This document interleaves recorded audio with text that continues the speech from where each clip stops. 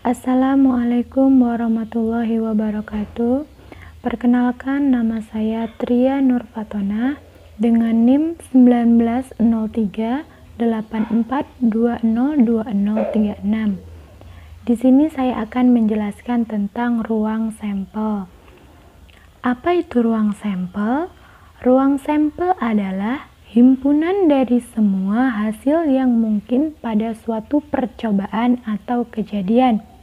Dengan notasi ruang sampel adalah S, dan banyaknya ruang sampel adalah N dalam kurung S. Misalkan, ruang sampel pada koin. Nah, koin terdiri dari dua sisi, yaitu sisi gambar dan sisi angka.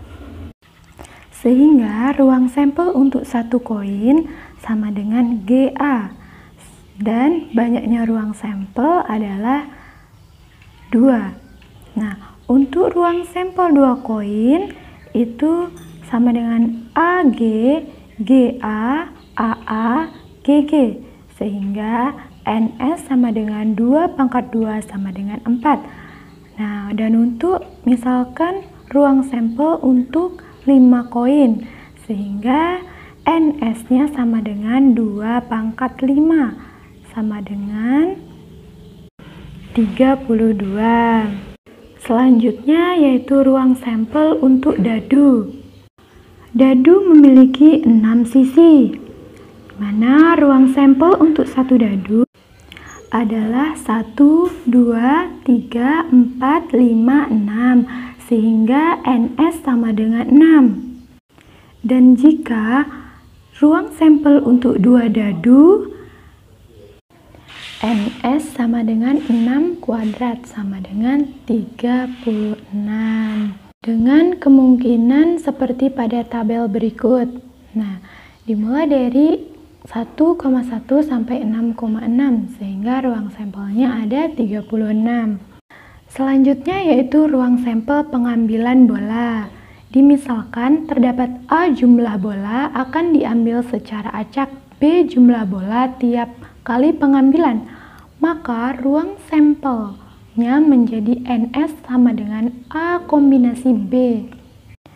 Contohnya, misalkan terdapat 7 bola akan diambil 5 bola secara acak tiap kali pengambilan, maka ruang sampel menjadi NS sama dengan 7 kombinasi 5 sama dengan 7 faktorial per 5 faktorial 7 dikurang 2 faktorial sama dengan hasilnya 21.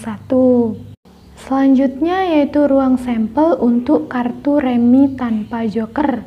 Nah, terdapat 52 kartu remi tanpa joker yang mana terdiri dari 4 jenis gambar remi, yaitu sekop, keriting, hati, wajik. Untuk contohnya, berapa ruang sampel pengambilan 2 kartu tiap kali ambil tanpa memperhatikan urutan?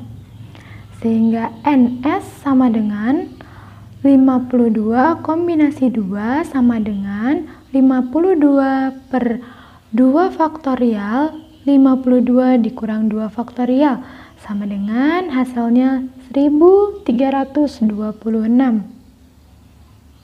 Selanjutnya yaitu ada ruang sampel pelemparan 1 dadu dan 1 koin secara bersamaan.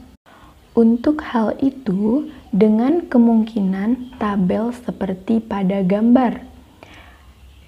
Nah, sehingga yang mana NS sama dengan 2 dikali 6 sama dengan 12. Di sini saya akan membahas materi tentang peluang kejadian. Jika A adalah suatu kejadian dan S adalah ruang sampel, maka peluang kejadian A didefinisikan PA sama dengan NA per NS, di mana NA sama dengan banyaknya anggota A dan NS sama dengan banyaknya anggota S, di mana PA besar sama dengan 0 dan kecil sama dengan 1, yang artinya jika PA sama dengan 0, maka kejadian mustahil terjadi. Dan jika PA sama dengan 1, maka kejadian pasti terjadi.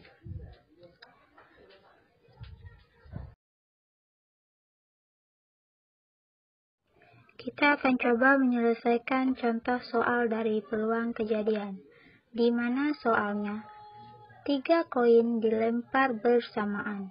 Peluang munculnya 2 angka dan 1 gambar adalah, ingat, NA sama dengan banyaknya anggota A, yaitu 2 angka dan 1 gambar. Ini dia angka-angka gambar, angka gambar angka, dan gambar angka-angka, di mana di sini terdapat 2 angka dan 1 gambar. Artinya jumlah NA yaitu 3. Kemudian NS-nya sama dengan 3 koin. Ingat materi sebelumnya, di mana ruang sampel dari 3 koin jumlahnya 8. Maka peluang kejadian A yaitu NA-nya 3 dan NS-nya 8. 3/8. Baik, di sini saya akan menjelaskan mengenai aksioma peluang. Untuk definisinya, ambil ruang sampel S dan koleksi kejadian E dalam S. Maka dibuat aksioma atau aturan main tentang fungsi peluang P, bahwa peluang suatu kejadian yaitu P dari suatu elemen bernilai di antara 0 dan 1. Nah, yang kedua, peluang ruang contoh yaitu peluang sampel. Ruang sampel maksudnya di sini adalah peluang total dari seluruh peluang kejadian dari setiap elemen di dalam ruang sampel. Nah, itu totalnya adalah 1. Nah, untuk semua kejadian mutual eksklusif E1, E2 dan seterusnya, di mana elemen I jika diiriskan dengan elemen J itu hasilnya himpunan kosong. Untuk I tidak sama dengan J, maka peluang dari total elemen dari elemen pertama sampai elemen tak hingga itu sama dengan sigma dari jumlah total dari peluang elemen pertama sampai dengan peluang elemen tak terhingga. Nah, contohnya di sini dalam percobaan melempar sekeping mata uang diasumsikan bahwa kemunculan sisi muka M sama dengan kemunculan sisi belakang. Oleh karena itu, PM sama dengan PB sama dengan 1/2. Dengan kata lain, jika mata uang tidak seimbang di mana kemunculan sisi muka 2 kali dari kemunculan sisi belakang, maka PM sama dengan 2/3 dan PB adalah 1/3. Nah, contoh 2, jika sebuah dadu seimbang dilempar 1 kali, maka kita memiliki P1 sama dengan P2 dan P3 sama dengan P4 sama dengan P5 sama dengan P6 sama dengan 1/6. Nah, dari aksioma nomor 3, maka peluang munculnya sisi genap adalah P246 adalah P2 tambah P4 tambah P6 sama dengan 1/2.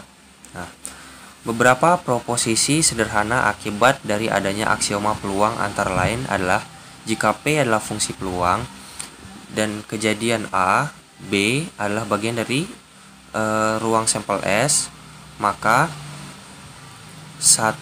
yang pertama, peluang dari himpunan kosong adalah 0, peluang dari A adalah 1, peluang bukan A itu adalah 1 dikurang peluang A. Jika A adalah bagian dari B, maka peluang A lebih kecil atau sama dengan peluang B. Nah, yang kelima, peluang B irisan dengan bukan A. Artinya sama dengan peluang B dikurang peluang A irisan B. Kemudian peluang A digabung B adalah peluang A tambah peluang B dikurang peluang A irisan B. Nah, ruang contoh dengan kemunculan yang sama. Ambil satu ruang contoh, misalnya banyak anggota sebanyak N, yaitu 1, 2, sampai N. Dan P1 sama dengan P2 sama dengan bla bla bla bla bla sampai Pn.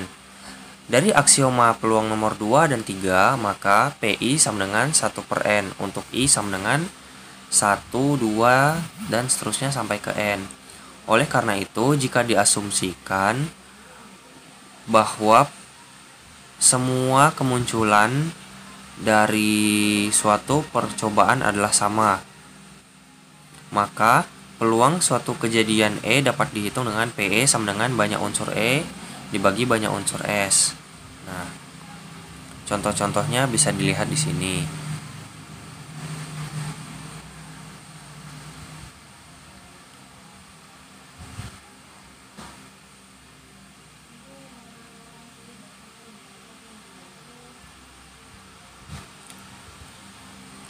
Nah,